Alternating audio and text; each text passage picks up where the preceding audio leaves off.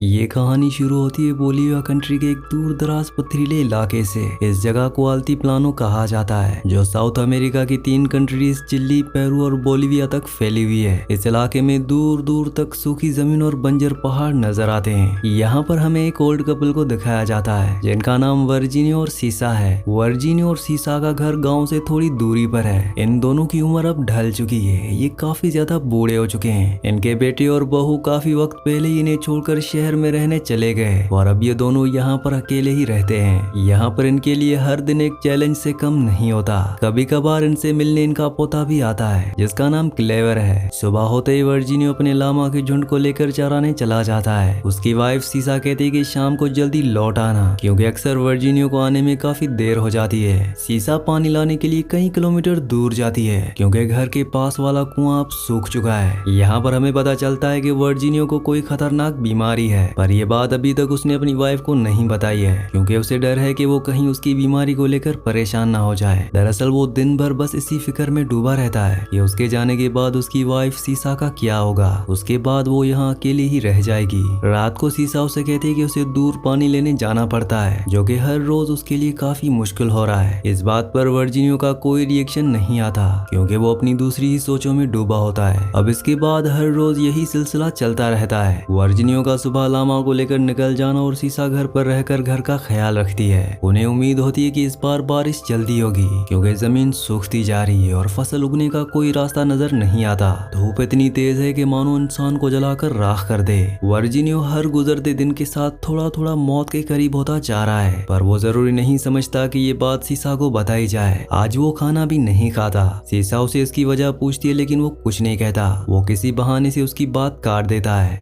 अगले दिन सुबह वो देखता है कि सीसा खेतों में बीज लगा रही है। उसे उम्मीद होती है कि बारिश जल्द होगी। वर्जीनिया उसकी गोद में सर रखकर वहीं लेट जाता है, जो कि अंदर से पूरी तरह टूट चुका है। उसके लिए मुश्किलें चट्टान से भी मजबूत खड़ी हैं, जो हिलने का नाम नहीं ले रही। सीसा दोनों हाथ में बाल्टी लिए उस तेज धूप में गाँव की तरफ निकल जाती है, क्योंकि उसके घर में पानी की एक बूंद भी नहीं है। वो किसी तरह गाँव पहुँचती है। थोड़ी देर नल चलता है, लेकिन पानी की एक बूंद भी नहीं निकलती। यहाँ आसपास कोई भी नहीं दिख रहा होता। दरअसल इस नल का पानी भी सूख चुका है, इसीलिए इस गांव से थोड़ी दूर एक सकरी नदी होकर बहती है। वो वहां पर जाती है, जहां पर कई औरतें बैठकर अपने कपड़े धो रही होती हैं, क्योंकि यहाँ से गांव तक पानी लेके जाना काफी मुश्किल होता है। ऐसा लगता है कि इस गांव में कोई जवान मर्द या औरत नहीं है। हर कोई जाकर शहरों की चकाचौंध में इस कदर खो गया है कि वापस लौटा ही नहीं। वहाँ पर कुछ औरतें कहती हैं कि कुएं भी सूख चुके हैं, अब यहाँ रहने की कोई वजह नहीं दिखाई देती। वेस्ट के कई गाँव खाली हो चुके हैं। अब शाम को सीसा वर्जीनिया से कहती है कि अब तो गांव के नल का भी पानी सूख चुका है। आज उसे पानी लेने दूर नदी पर जाना पड़ा। उसे जल्दी ही कुछ करना होगा, लेकिन वर्जीनिया उसे अपने काम का बहाना देने लगता है। वो कहता है कि उसे हर दिन लामा को चराने ले जाना पड़ता है, और वो पानी वाला काम सीसा पर ही छोड़ देता है। लेकिन अगली सुबह वो गाँव पहुँच जाता है। वहाँ वो एक आदमी से मिलता है। ये दोनों पानी को लेकर परेशानी जताते हैं। वर्जीनिया कहता है कि चाहे कुछ भी हो जाए, पर मैं इस जगह को छोड़कर कहीं नहीं जाऊंगा। मुझे पूरी उम्मीद है कि बारिश बहुत जल्द होगी। अब अगले दिन हम देखते हैं कि उनका पोता क्लेवर शहर से लौट आता है, लेकिन आज भी उसके मॉम डैड साथ नहीं होते।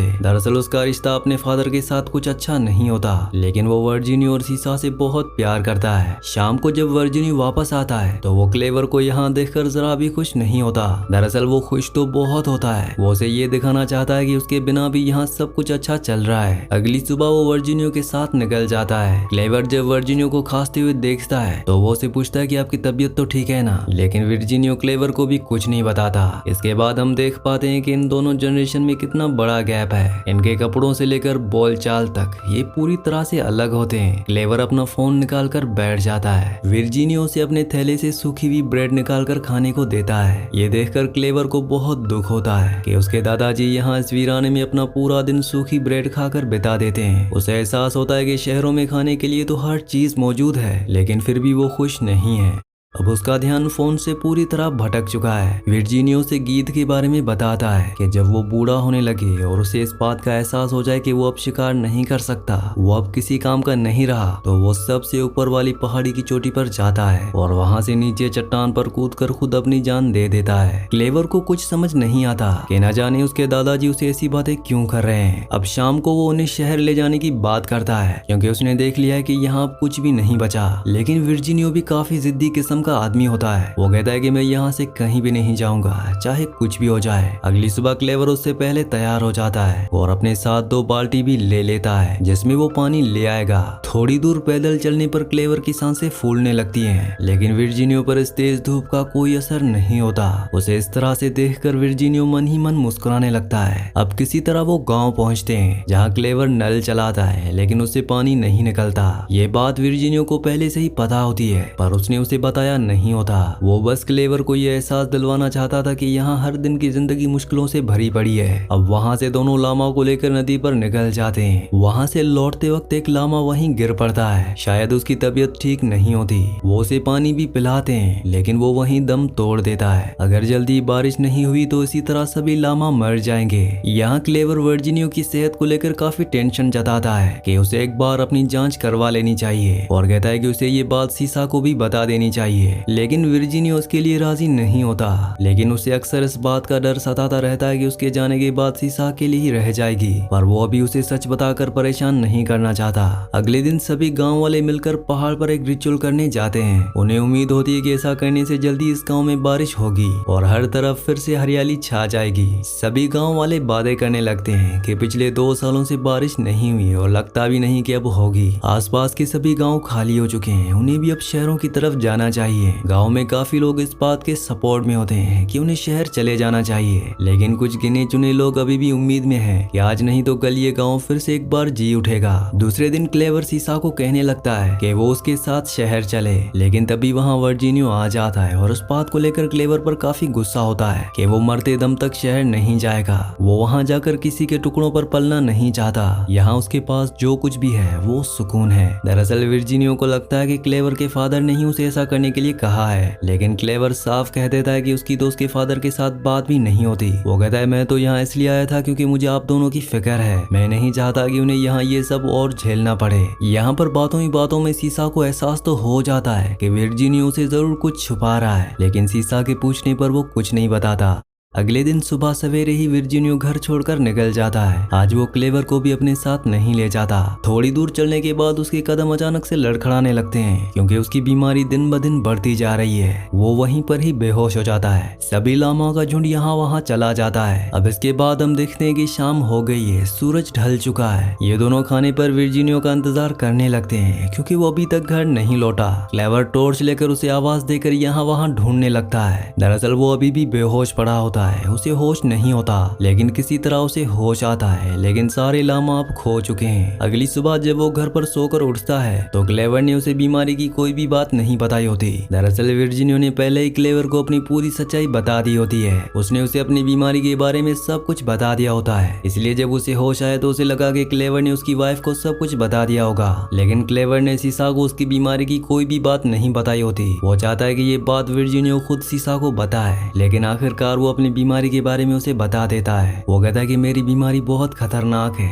मेरी सांसें कब रुक जाए कुछ पता नहीं। ये सुनकर वो रोने लगती है। वो कहती है कि इतने दिनों तक उसने इतनी बड़ी बीमारी को उससे छुपा कर रखा। क्लेवर बाहर खड़ा होकर ये सब सुन रहा होता है। थोड़ी देर बाद खांसते हुए वर्जीनियो फिर से लामा को ढूंढने के लिए निकल जाता है। ये देखकर क्लेवर की आंखों से आंसू निकल जाते हैं कि वो कितना जिद्दी है, सुनने को भी तैयार नहीं है कि उसे फिलहाल रेस्ट की जरूरत है। वो अपने दादा को इस हालत में देख नहीं पा रहा होता। दादी क्लेवर के साथ होती है, लेकिन वो भी वर्जीनियो के आगे मजबूर है। शायद उसकी जिद्दी होने की वजह ये है कि उसका इकलौता बेटा इतने सालों में उनसे एक बार भी मिलने नहीं आया। वो चलते चलते उस गांव पहुंच जाता है जहां के उजड़े घर साफ साफ बता रहे होते हैं कि यहाँ अब कुछ भी नहीं बचा। सभी गांव वाले शहरों में रहने चले गए और सीसा ने जो बीज लगाए थे उनसे भी अब उम्मीद नहीं दिखाई देती, क्योंकि उसे पता है कि बिना पानी के फसल कैसे उगेगी। अगले दिन क्लेवर और वर्जीनियो में काफी देर बहस होती रहती है। वो उसे कहता है कि आपको शहर चलकर इलाज करवाना चाहिए, क्योंकि अगर उसे यहाँ कुछ हो गया तो सीसा अकेली रह जाएगी। लेकिन वर्जीनियो कहता है कि वो सीसा को भी अपने साथ ले जाएगा। वो यहाँ अकेली नहीं रहेगी। वो शुरुआत से ही शहर में रहने के खिलाफ है। वर्जीनियो उसे काफी खड़ी खोटी सुनाता है और उसे यहाँ से निकल जाने को कहता है। इस बात से क्लेवर अपना सामान पैक करता है और वहाँ से निकल जाता है।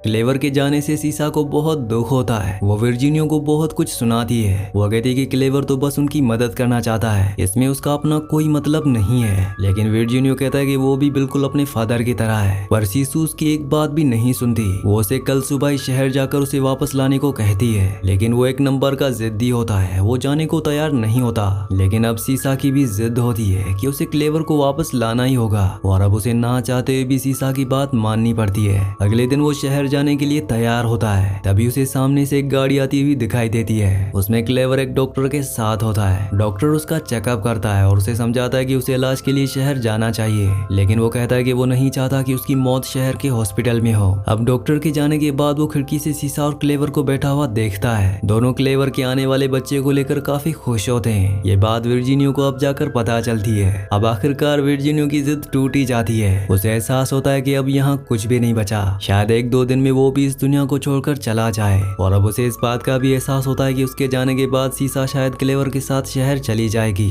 वो अपने घर में रखा हुआ एक टीन का डब्बा उतारता है। उसमें उसकी एक जवानी वाली तस्वीर और 4 सोने के छोटे टुकड़े थे। शायद यही उसकी जिंदगी भर की कमाई है। वो क्लेवर को जाकर नींद से उठाता है और उसे बाहर ले जाता है। वो हमेशा क्लेवर से गुस्से में मिलता था, लेकिन आज पहली बार उसकी आंखों में क्लेवर के लिए प्यार दिख रहा होता है। क्लेवर को भी समझ में आ चुका है कि शायद अब उसका वक्त आ चुका है। अगले दिन क्लेवर लामाओं को ढूंढते हुए गांव में जाता है, जहां किसी ने उन्हें एक जगह इकट्ठा रखा था। जब वो उन्हें वापस लेकर आता है तो वर्जीनिया और सीसा काफी खुश होते हैं। और अगले दिन सुबह होते ही वर्जीनिया की मौत हो जाती है। जब सीसा को पता चलता है कि वर्जीनिया की मौत हो चुकी है तो वो बहुत रोती है। क्लेवर भी पूरी तरह टूट जाता है। अब इसके बाद गांव के लोग बिल्कुल रिवाजों के साथ उसे आखिरी अलविदा कहते हैं। क्लेवर पहाड़ पर बैठकर डूबते हुए सूरज की तरफ देखकर अपने दादाजी को याद करने लगता है। उसकी आंखों में एक नमी सी छा जाती है। उसे एहसास होने लगता है कि यहाँ कुछ भी हमेशा के लिए नहीं है। अपनों का साथ कब छूट जाए पता ही नहीं चलता। अब क्लेवर घर वापस लौटकर सीसा को तैयार होने के लिए कहता है। वो कहता है कि अब यहाँ रहने का कोई फायदा नहीं है। लेकिन अब सीसा उसके साथ नहीं जाना चाहती, क्योंकि वर्जीनिया भी यही चाहता था। ये कहते हुए वो क्लेवर के गले लग जाती है। सीसा अपना सिला हुआ एक स्वेटर क्लेवर के होने वाले बच्चे के लिए उसे गिफ्ट देती है। लेकिन अब कहीं ना कहीं क्लेवर को भी ये एहसास हो चुका है कि चाहे वो कुछ भी कर ले, लेकिन सीसा उसके साथ शहर नहीं जाएगी। लेकिन वो ये डिसाइड करता है कि वो सीसा से मिलने कभी कभी जरूर आया करेगा। उसी शाम हम देखते हैं कि बादल घिर जाते हैं। किसी भी वक्त बारिश हो सकती है, बिजली कड़कने लगती है। आखिरी सीन में हम सीसा को लामास को चराते हुए देखते हैं। दोस्तों, मुझे नहीं लगता कि ऐसी फिल्म कोई देखता भी होगा। ऐसी सिंपल स्टोरीज भला किसको पसंद आती हैं, जिसमें इतना डीप मैसेज हो। ये भी कोई स्टोरी है जिसमें एक बूढ़ा आदमी अपने आखिरी दिनों पर है और उसका पोता सारी कोशिश कर रहा है उसे बचाने के लिए। लेकिन हकीकत तो ये है कि ये एक ऐसा अटूट प्यार है जो हमें हर सीन में महसूस होता है। जिस गाँव ने उनकी नस्लों को जिंदगी दी, अच्छा खाना, अच्छा पानी, अच्छी हवा दी, बदले में एक पैसा भी नहीं लिया। आज जब इस गाँव को उनकी सबसे ज्यादा जरूरत है तो वो लौटने को तैयार नहीं, क्योंकि लोगों की प्रोग्रामिंग ही कुछ इस तरह से की गई है कि उन्हें शहरों के मुकाबले गांव को पिछड़ा और गरीब दिखाया गया है। हालांकि हकीकत ये होती है कि हम बिलोंग भी वहीं से करते हैं। ये काफी पुरानी साजिश है गांव से लोगों को शहरों से इकट्ठा करने की। इसी के साथ इस मूवी का, इस कहानी का एंड हो जाता है। अगली कहानी आप किस मूवी पर सुनना चाहते हैं मुझे नीचे कॉमेंट्स में जरूर बताना। और अगर आपने हमारे वीडियो को लाइक और चैनल को सब्सक्राइब नहीं किया तो जल्दी से वीडियो को लाइक और चैनल को सब्सक्राइब कर लीजिए।